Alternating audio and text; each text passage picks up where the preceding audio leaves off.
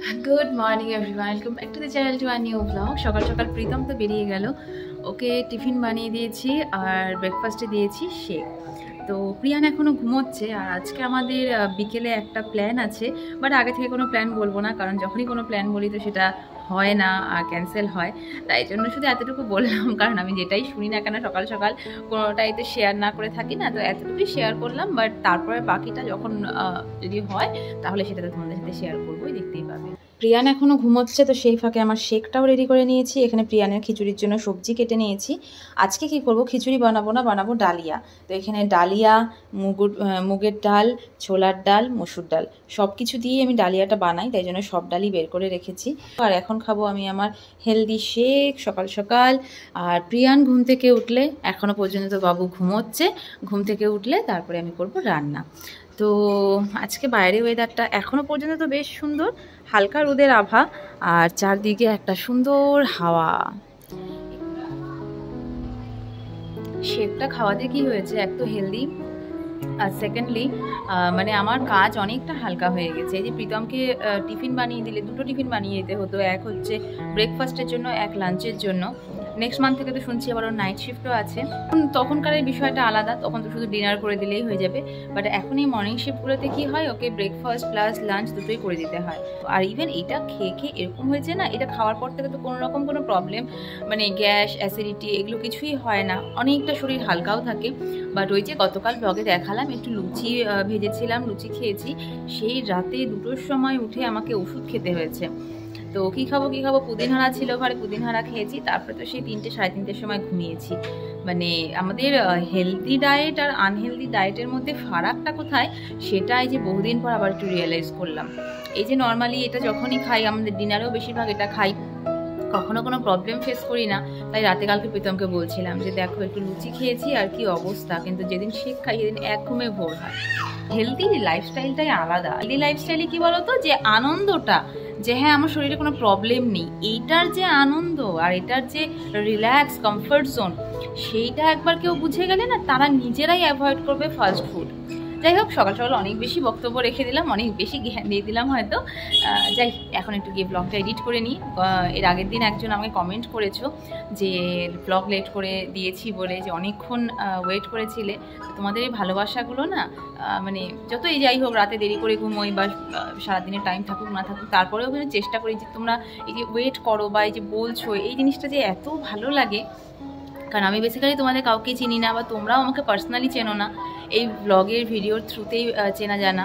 তারপরেও এই ভালোবাসাগুলো আমার জন্য কেউ ওয়েট করছে, মানে অনেক সময় হয় কাছের মানুষের থেকে ওই এক্সপেকটেশনগুলো রাখা যায় না, যেগুলো তোমাদের কাছ থেকে আমার অটোমেটিক চলে আসছে তোমাদেরই কারণে।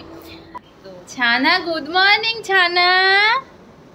পাপা, পাপা, গুড মর্নিং পাপা। আয় আয় আয় আয় আয় আয়। সকালেই বললাম একটা প্ল্যান আছে, এখন পুরোপুরি কনফার্ম হলাম। একটা জায়গায় আমাদের ইনভিটেশন আছে, তো সেখানেই যাবো। এই জুতোরা জুতোরা জুতোরা জুতো ধরে না,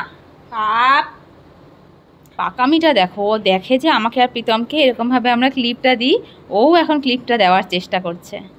কি করলে বাবা তুমি এটা? হ্যাঁ, এখানটাতে দেখো মুগ ডালটা ফেলে দিয়ে এসে দৌড়ে উঠে গেল সোফার উপরে।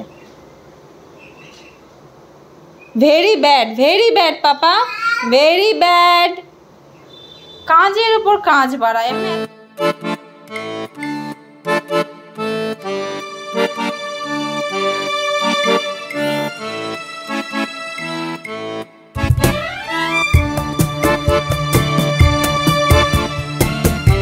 প্রিয়ামকে খাওয়ানো হয়ে গেছে, এখন আমি নিয়ে নিয়েছি এই যে ডালিয়া আর পালং শাক, একটু আলু ভাজা, এই হচ্ছে লাঞ্চ। হ্যাঁ মুগলি, তোমার মতন দেখো চাড্ডি পরে থাকে মুগলি সব সময়, দেখেছো?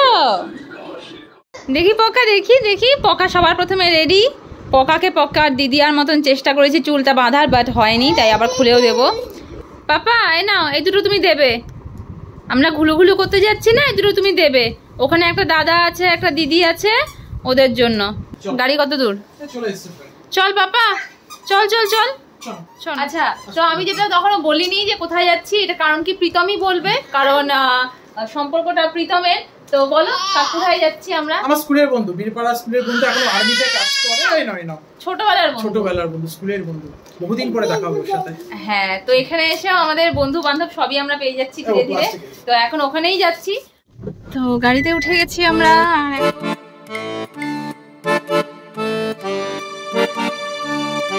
পৌঁছে গেছি আমরা এখানে, এখন দাঁড়িয়ে আছি। রাজাদা হয়তো আসবে বা এখান থেকে লোকেশন আলাদা, তো গাড়ি দাঁড়িয়ে আছে আর প্রিয়ান জানলা দিয়ে সমস্ত গাড়ি দেখছে। পাপা পাপা ঘুন্তনি কি খুশি এখান থেকে দাঁড়িয়ে দাঁড়িয়ে গাড়ি দেখতে পেয়ে।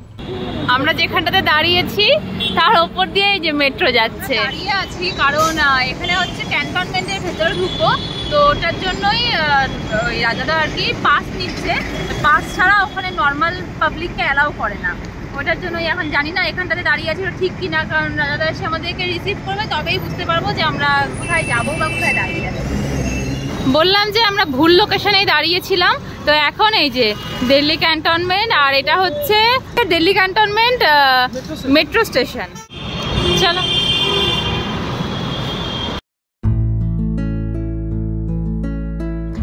আর এই হলো রাজাদা, যার কথা প্রীতম বলছিল, প্রীতমের ছোটবেলার বন্ধু। আমাদের লিফটের দরজা খুলতেই দেখলাম দরজার সামনে আমাদের রিসিভ করতে দাঁড়িয়ে আছে। বেরিয়ে গেলাম এখন মেট্রো স্টেশন থেকে, আর যাচ্ছি এখন সোজা রাজাদার বাড়ি। এতদিন পর দেখা হয়ে বন্ধুকে পেয়ে তো একদম সেই আনন্দ। তো আমি এখন এখানকার চারপাশটা দেখতে দেখতে সুন্দর যাচ্ছি, এত সুন্দর লাগছে না এরিয়াটা, দারুণ দারুণ। এখন ঢুকছি আমরা ক্যান্টনমেন্টের ভেতরে। পকোটা কারো কোলে যাচ্ছেও না, প্রীতমের কোলেও যাচ্ছে না, আর আমি ওকে নিয়ে হাঁটতেও পারছি না। রাজাদা এই যে গাড়ি নিয়ে এসেছে, এখন আমরা এখান থেকে গাড়িতে করে যাবো। এখান থেকেও নাকি 2 কিলোমিটার 2.5 কিলোমিটার ভেতরে। ছোট থেকেই আর্মি ক্যান্টনমেন্টগুলোর বাইরে দিয়ে তো অনেক চলাফেরা করেছি, কিন্তু এর ভেতরটা কেমন হয় সেটা দেখার জন্য একটা আলাদাই লেভেলের কৌতূহল ছিল এতদিন। তো শেষমেশ এত দিনে গিয়ে দিল্লির এই বেস ক্যান্টনমেন্টে কিন্তু দেখার সুযোগ পেয়ে গেলাম। আর এই যে জায়গাটা দিয়ে যাচ্ছি, এখানে হচ্ছে ঘোড়ার আস্তাবল। এখানে শয়ে শয়ে ঘোড়া রাখা আছে, সব ওয়েল ট্রেন্ড ঘোড়া। এই 26শে জানুয়ারি বা 15ই আগস্টে যে সমস্ত ঘোড়ায় করে সমস্ত র্যালি বের হয়, সেগুলো কিন্তু এখান থেকেই নেওয়া হয়। এই গল্পগুলো যদিও বা রাজাদার কাছ থেকেই শোনা। রাজাদা এই ক্যান্টনমেন্টের ভেতর দিয়ে নিয়ে যাচ্ছিল আর এটার স্টোরিও সব শোনাচ্ছিল। দেখে অদ্ভুত ভালো লাগছিল সত্যি। এইভাবে যে ক্যান্টনমেন্টের ভেতর দেখতে পারবো আর ছোটবেলার ইচ্ছেটা পূরণ হয়ে যাবে, সেটা ভাবিনি কখনো। আর এরকম দেখতে দেখতেই পৌঁছে গেলাম রাজাদাদের কোয়ার্টার। অনেকটা জায়গা জুড়ে সোসাইটির মধ্যে এক একটা এরকম বিল্ডিং কিন্তু বিশাল বড় বড়। আমরাও এলাম দিল্লিতে, আর ওরাও দিল্লি ছেড়ে চলে যাচ্ছে এই মাসেই, তাই জন্য মনটা একটু খারাপও লাগলো কথাটা শুনে। এখন বানাবে মাংস। বাবা, ঘরের ভেতর ঢুকতে না ঢুকতেই রাজাদা ছেলে মেয়ে সবার সঙ্গে প্রীতমকে পরিচয় করানো শুরু করলো। তবে প্রীতমের মন ছিল রাজাদার জ্যাকির দিকে। রাজাদার জ্যাকি হলো রাজাদার পাপি, গোল্ডেন রিট্রিভার। আমরা ভেবেছিলাম ছোট্ট পাপি, কারণ রাজাদা আমাদেরকে ফোনের মধ্যেও বলেছিল যে ছোট্ট একটা পাপি। বাট যখন সামনে আনা হলো, সে দেখে তো আমি লিটারালি ভয় পাচ্ছিলাম, কারণ আমি নর্মালি এরকম বড় সাইজের ডগি দেখলে কিন্তু ভীষণ ভয় পাই, আর গায়ে উঠে গেলে পরে তো আর কোনো কথাই নেই। যদিও ওরা তখনই কারো গায়ে ওঠে যখন ওরা ভীষণ এক্সাইটেড হয় নতুন মানুষটার সঙ্গে পরিচয় করতে। আর ও কিন্তু সত্যি সত্যি পপি, ওর বয়স সবে 1 বছর।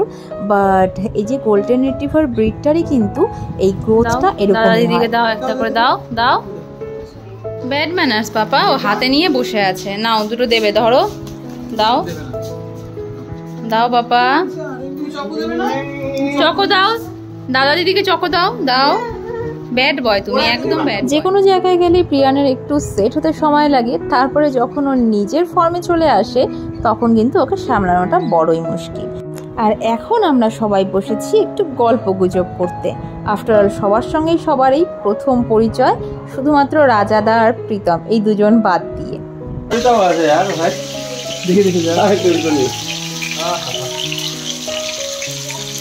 সব রেডি আছে, টেনশন নিস না। চিকেন কষা, ঠিক আছে, দেন আর দেন না ভাই, দেন মটন কষা। কত কিছু বানাইছিস রে? চিকেন, মটন, হাফ ইয়ার কি করবি, দেন কাবাব, এত বছর পরে প্রথমবার আসলি তুই আমার বাড়িতে। রাজাদা একটা কথা বলো যে আমাদের পকো ভীষণ দুষ্টু, তো কেন এত দুষ্টু বলো? বিকজ ওর বাবা প্রীতম স্কুল লাইফে হিরো ছিল, এত শয়তানি করতো, যে কোনো জায়গায় কোনো একটা যদি শয়তানি হয়ে থাকে, ইভেন আমার ক্লাসে যদি কেউ না থাকতো প্রীতম করছে, তো ওয়াই প্রীতম প্রীতম প্রীতম প্রীতমটা জ্বালা বলবে রে, মানে স্কুল টিচারও আর টিচার বলতো সতীশ কুন্ডুর ছেলে, মানে বদমাশির দিক থেকে প্রীতমের নাকি নাম ছিল সুপার, আর পড়াশোনার দিক থেকে খুব সুপার। সবথেকে ভালো জিনিস কি ছিল জানো? ওর থেকে নিতে কিন্তু কোনো ধ্যান ছিল না, সবার সাথে নরমাল, কিন্তু একদম নরমাল ছিল আমাদের মতো, শয়তানি করতে আগে, পড়াশোনার আগে। ও প্রীতম ছিল সেকেন্ড বয়, আর ফার্স্ট বয় কে ছিল? অনিতা। আমাদের কোকো। তার মানে পকো এই জন্য এত দুষ্টু, আজকে এটা বেরোলো। বড় হোক। এই যে এখানে আমি বৌদির সাথে এখানটাতে গল্প করছি, রাজাদা এই যে কি সুন্দর কাবাব, কি কি আছে এখানে, क्या क्या है यहाँ पे? ও আচ্ছা, বৌদি তো নিজে ভেজিটেরিয়ান, এই জন্য কিন্তু এখানে চিকেন লেগ পিস, আর এটা হচ্ছে কাবাব, মটন কাবাব না চিকেন কাবাব জানি না, বাট কাবাব আমি খেয়ে দেখি তারপরে বলছি। দারুন দারুন দুর্দান্ত, মানে জাস্ট কোনো কিচ্ছু কম হয়নি, দারুন হয়েছে, দারুন। তুমি তো খাওনি, দেখো খেয়ে কি দারুন। রাজাদা প্রিয়ানের জন্য সেরিলাক নিয়ে এসেছিল, তো আমি ওকে সেরিলাক খাইয়েও দিয়েছি, আর ওর ডিনার কমপ্লিট। এখন এই যে ও ডগির সাথে খেলা করছে, ডগির সাথে খেলা করছে। ডগিকে সবসময় ও মোবাইলে দেখে, এরকম ডগিকে আজকে সামনে থেকে দেখেছে। এই যে ওদের কালকে স্কুল আছে, তাই ওদেরকেও ডিনার করিয়ে দিচ্ছে, কারণ তাড়াতাড়ি খেয়ে ওরা তাড়াতাড়ি শুয়ে পড়বে। এখানেও সেম কেস, এই যে কার্টুন। আর কি করতে এসেছো তুমি এখানে? এখানে প্রিয়ান এসেছে দেখতে। আপ क्या कर रहे हैं? কত রান্না করেছে। এই যে এখানে হচ্ছে মাটন, এখানে এখন পাপড় ভাজা হচ্ছে। ওরা দুজন তো খাবে, এ তো খেতে পারে না, কিন্তু তাও এখন ওদের দেখা দেখি চেষ্টা করছে খোলার। না না খোলা যাবে না, তো খাবে তো। এই যে আরেকজন এত লাজুকলতা, এত পুরো টাইমে আসেনি, এখন যাওয়ার সময় আমি জোর করে একটু কোলে নিয়েছি। ঠিক আছে, এখানে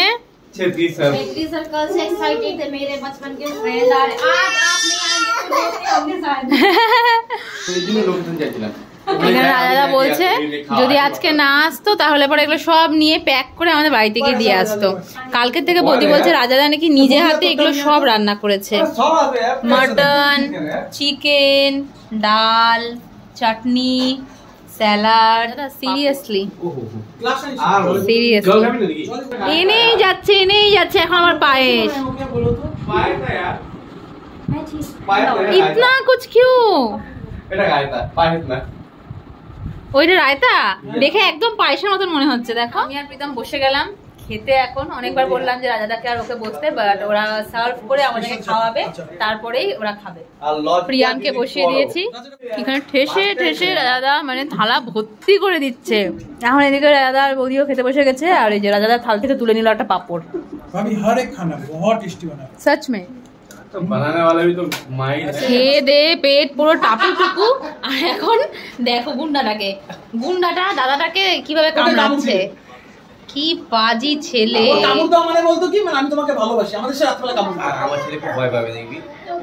আর ও হচ্ছে শান্তশিষ্ট ছেলে একদম। কি অবস্থা, প্রীতম সবাইকে ধাক্কা ধাক্কা দিয়ে ফেলে দিত না স্কুলে। রাজাদার কাছে গল্প শুনছি, আর টিচাররা সব কি বলতো, যেখানে কিছু হচ্ছে গন্ডগোল সেটা হচ্ছে প্রীতম করছে।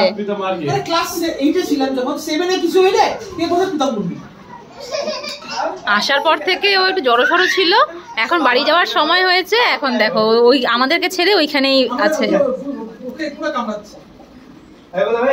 এখন আর আমাদের কাছেই নেই, আমরা এই ঘরে আর ও সমানে ওই ঘরে গিয়ে পুচকি দুটোর সাথে খেলা করছে। রাজাদা ওকে জোর করে আনছে, ও পকর ভয়ে পালিয়ে গেছে। পোকো এত ওকে জ্বালাচ্ছে, পোকো কি ভয় পাচ্ছে। তুমি কেন ওরকম করছো? দাদাকে আদর করো, তুমি ওরকম করছো, দাদা ভয় পাচ্ছে না? আদর করে দাও, শার্ট করে দাও পাপা, দাদাকে শার্ট করে দাও, দাদাকে শার্ট করে দাও, যাও দাদাকে শার্ট করো, যাও যাও বাবা। কি রাজাদা আরো কি, আরো কত কিছু দেখো দেখো দেখো।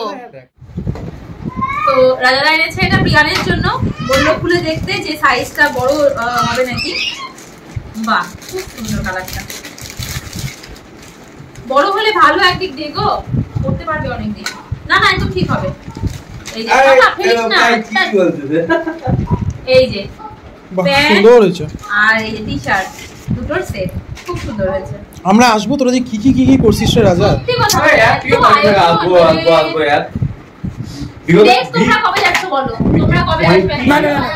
আমার বন্ধুর বউকে আমি প্রথমবার দেখছি যে আফটার 9 ইয়ার। আমাকে যেরকম ফটোতে দেখে মনে হতো আমি সামনে থেকে এরকম নাকি আরো একদম চেঞ্জ। এইতেই শেষ না, এখানে এই যে দাদা আবার এই যে টিফিন বক্স ভর্তি করে দিয়ে দিল। বাই বাই, খুব সুইট খুব সুইট। আরে 12টা বাজছে রাত, তো এখন যাচ্ছি, এখানে বলে পাশে একটা পার্ক আছে ওটা দেখতে, যে ওপেন জিম এরিয়া, এখানে দেখা যাবে না যদিও অন্ধকারের মধ্যে। আর উস সাইড পে পার্ক, ওই যে ওদিকে পার্ক, দিনের বেলা হলে পরে দেখানো যেত। আর এই যেগুলো সব জিমের ইনস্ট্রুমেন্ট, ওপেন এরিয়া, যেটা আমাদের নেহেরু পার্কে দেখিয়েছিলাম ওরকমই। সেই কখন থেকে আমরা রাস্তায় দাঁড়ানো, গাড়ি আমাদের লোকেশনই খুঁজে পাচ্ছে না। বাচ্চা এখন প্রায় রাত 12:30, স্কুটি নিয়ে গেল গাড়ি খুঁজতে, যে গাড়ি এসে দাঁড়িয়ে আছে, বলছে সামনে দাঁড়িয়ে আছে, কিন্তু আমরা দেখতে পাচ্ছি না। ফাইনালি রাজাদা গাড়ি নিয়ে আসলো এতক্ষণে। বাপরে বাপ, লোকেশনই পাচ্ছিল না। আমাদের গাড়ির সঙ্গে সঙ্গে রাজাদার বৌদিও যাচ্ছে এখন আমাদেরকে বাই বাই। হ্যাঁ আমাদের সাথেই যাচ্ছে এখন। এই যে এখানে ক্যান্টনমেন্টের গেট একমাত্র রাজাদা এতক্ষণ ধরে গার্ডকে বলে রেখেছিল জন্য খুলেছে, না হলে পরে এই গেট আমাদের জন্য মানে নর্মাল পাবলিকের জন্য সবসময় বন্ধই থাকে। তো এই যে ক্যান্টনমেন্টে বেরোনোর ফাইনাল গেট, এতটা অবধি রাজাদা আর বৌদি এসে আমাদেরকে পৌঁছে দিল। বাই বাই, বহুত জলদি মিলতে হে, বহুত জলদি। পকো এখানটাতে পুরো ঘুম, বাচ্চার ঘড়িতে রাত 1টা। দিল্লি এসে এই প্রথম আমাদের এত লেট নাইট বাড়ি ফেরা না। বাড়িতে ঢুকে ফ্রেশ হয়েছি, প্রিয়ানকে জাস্ট বিছানায় শোয়ালাম। এত বেশি খাওয়া হয়ে গেছে না, মানে ঠেসে খাইয়েছে, আবার না খেলে পরে রাগ করে। এত ভালো মানে কি বলবো যে লাগলো আজকে সন্ধ্যেটা, জাস্ট চিন্তার বাইরে। মানে প্রীতমকে থ্যাঙ্কস জানাবো নাকি যে এত মানে ভালো একটা মানুষের সাথে পরিচয় করিয়েছে। সত্যি এতদিন গল্প শুনেছি প্রীতমের কাছে, যে ওর বীরপাড়ার বন্ধুদের সম্পর্কে, সেরকমভাবে পরিচয় হওয়ার সুযোগ হয়নি কখনোই, কারণ আমিও কখনো যাইনি, বীরপাড়ার বন্ধুরা কখনোই আমার মানে বাড়িতে আসেও নি। বাট হ্যাঁ, পরিচয় হওয়ার পরে সত্যিকারই বুঝতে পারছি যে প্রীতম কেন এত বন্ধুদের ব্যাপারে বলে। মানে যথেষ্ট কারণ আছে যে কেন বলে। নিঃস্বার্থ কিছু বলে না, নিঃস্বার্থ কিছু রিলেশন যেগুলো আর কি মোর দ্যান ব্লাড রিলেশন, সেই রকম একটা বিষয় ফিল করে আসলাম। তো যাই হোক, ভালো লাগলো। যাওয়ার আগে ওরাও চলে যাচ্ছে সামনের মাসে, যাওয়ার আগে একটা গেট টুগেদার হয়ে গেল, প্লাস আমার এত বছর ধরে দেখা হয়নি যাদের সাথে দেখাও হয়ে গেল। তো চলো আজকে আমাদের ব্লগটা আমি এখানটাতে এন্ড করছি। দেখা হচ্ছে নেক্সট ব্লগে। Till then tata bye bye, good night. সবাই খুব ভালো থেকো, আনন্দ থেকো, সাবধানে থেকো। আর অবশ্যই ভিডিও ভালো লাগলে চ্যানেলটাকে সাবস্ক্রাইব করে দিও।